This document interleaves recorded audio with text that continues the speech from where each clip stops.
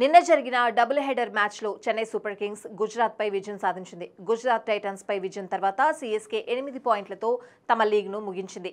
ఈ విజయంతో చెన్నైకి పెద్దగా ఒరిగేదేమీ లేనప్పటికీ గుజరాత్ భారీ నష్టాన్ని చవిచూసింది.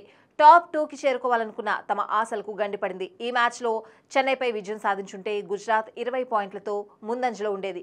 అప్పుడు మిగిలిన జట్ల ఫలితాలతో సంబంధం లేకుండా అగ్రస్థానానికి చేరుకునేది. కానీ గుజరాత్ వరుసగా 2 మ్యాచ్లు ఓడిపోవడంతో మిగిలిన జట్ల ఫలితాలపై ఆధారపడాల్సి వచ్చింది.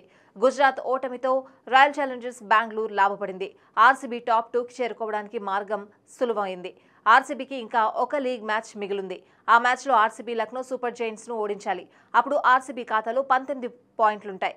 దీంతో గుజరాత్ టాప్ 2 అవకాశాన్ని కోల్పోతుంది. కాగా ఆర్సీబీ తమ చివరి లీగ్ మ్యాచ్ని రేపు 27న లక్నోలో ఆడనుంది. ఇదిలా ఉంటే ఈ రోజు ముంబై ఇండియన్స్ పంజాబ్ కింగ్స్తో కీలక మ్యాచ్ ఆడనుంది. ఈ మ్యాచ్లో గెలిచిన జట్టు టాప్ 2లోకి దూసుకువెళ్తుంది.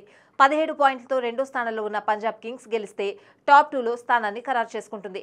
ముంబై గెలిస్తే 18 పాయింట్లతో గుజరాత్తో సమానంగా నిలుస్తుంది. అయితే ఇక్కడ రన్ రేట్ కీలకంగా మారింది. ముంబైకి రన్ రేట్ మెరుగ్గా ఉండడంతో ఆ జట్టు టాప్ 2 ప్లేస్ను ఖాయం చేసుకుంటుంది.